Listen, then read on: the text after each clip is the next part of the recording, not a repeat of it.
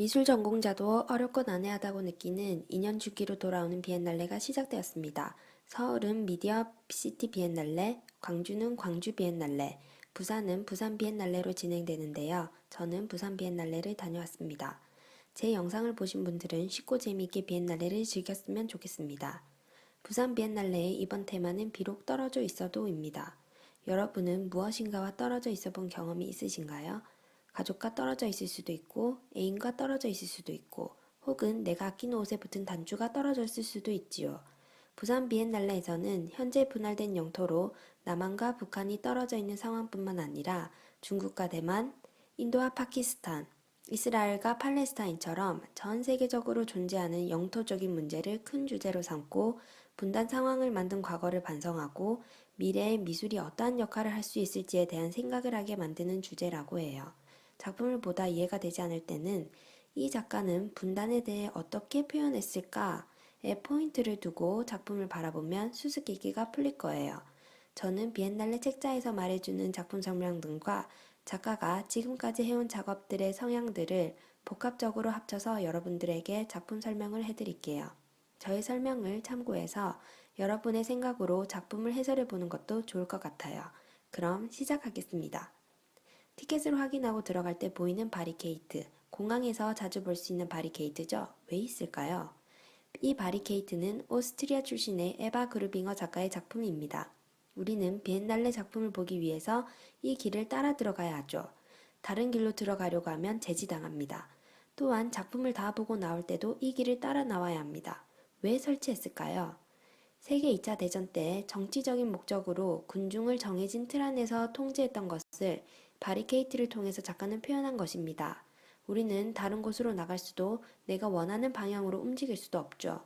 정해진 공간 안에서 정해진 길로만 움직여야 하기에 자유를 느낄 수 없습니다.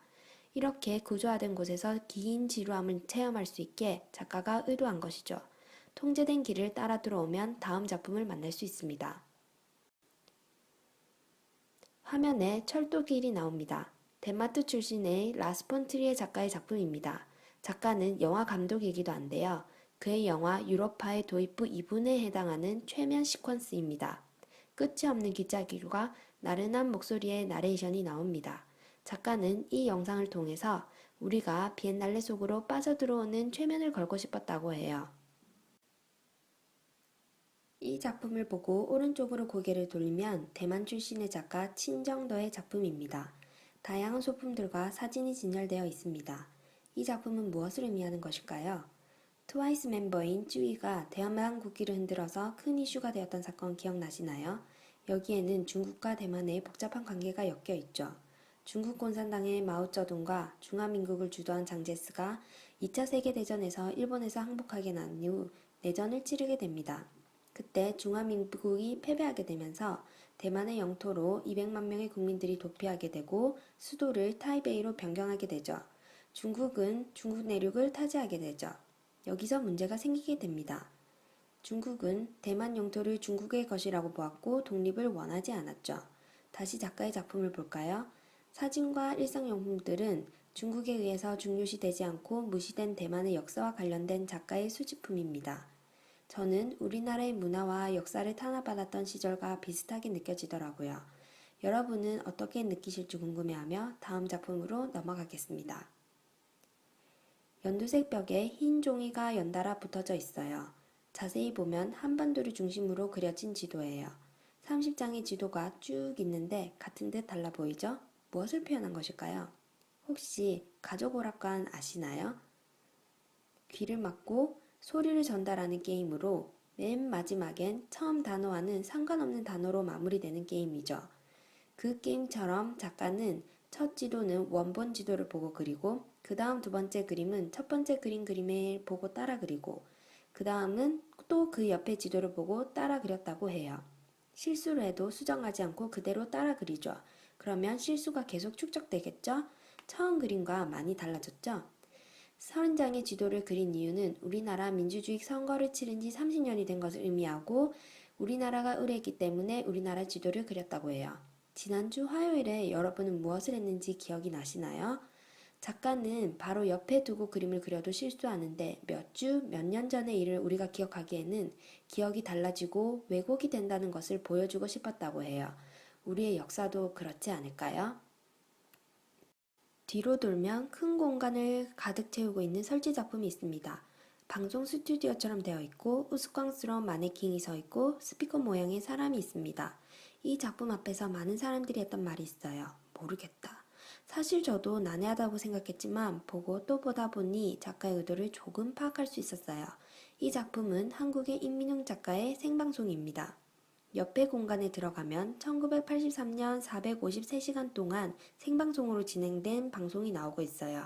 진행자가 이름을 묻거나 가족의 정보에 대해서 물어보는데 너무 어린 시절에 헤어져서 가족의 이름도 나이도 심지어 자신의 이름도 기억하지 못합니다. 어떤 참가자는 자신의 이름이 기억나지 않아서 직접 지은 이름을 가지고 나오기도 하지요.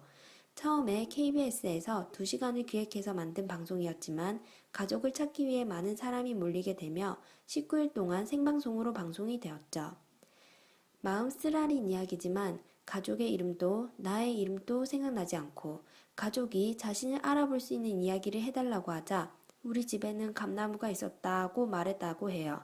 지금 시대로 이야기하면 우리 집에는 TV가 있었다고 말하는 것과 같은 상황이죠. 가족을 찾을 수 있을까요? 당시 방송국에서도 정보로는 가족을 찾기 힘들다는 사실을 알고 있었지만 가족을 찾고자 하는 간절함으로 자신이 키운 염소를 끌고 나온 사람들을 외면할 수 없었죠. 그래서 가짜 방송과 같다는 의미로 조명인 척하는 깃털 조명과 지미집 카메라인 척하는 나무로 표현한 거죠. 출연자 옆에 오브제들은 파편화되고 반토막이 난 출연자들의 기억의 정보들을 의미하고 있습니다. 이런 상황을 안타깝게 느낀 작가는 그들에게 다시 한 번 더 방송의 기회를 제공해 주었죠. 작품 제목처럼 생방송으로 진행되고 있는 TV도 찾아보세요. 개인적으로 가장 마음에 드는 이천이라는 작품입니다. 독일 작가의 작품이죠. 남한과 북한으로 나뉘어져 있는 우리나라처럼 독일도 동독일과 서독일로 분단된 나라였죠. 독일과 한국이 다른 점은 독일은 1990년 10월 3일에 통일을 했다는 것이죠. 남한과 북한으로 말하자면 동독일은 북한, 서독일은 남한으로 이해하면 편합니다. 북한처럼 경제적으로 뒤떨어져 있던 동독일 사람들은 통일이 되고 나서 서독일 사람들처럼 잘 살게 될 줄 알고 있었죠. 오랫동안 떨어져 지내면서 동독일과 서독일은 친해지지 못했어요. 그러한 국가의 모습을 만든 작품이 이천이에요. 벽으로 나누어진 방이 3개가 있고 바닥에는 독일 지도 모양이 있는데 지도 모양에 맞춰서 왼쪽은 2000년도 독일의 가정집 모습, 오른쪽은 2000년도 서독일 가정집 모습을 재현해 두었다고 해요. 제 눈에는 똑같아 보이더라고요. 통일이 되고 나서 독일은 경제 수준이 많이 낮아졌어요. 이러한 상황은 가운데 방의 VCR에서 확인할 수 있어요. 가운데 방에는 카펫이 깔려져 있지 않은데 이를 비무장지대라고 저는 생각했죠. 이 작품은 남북한 통일에 대한 문제를 생각하게 만들어요. 통일이 되면 우리는 어떠한 모습이 될까요?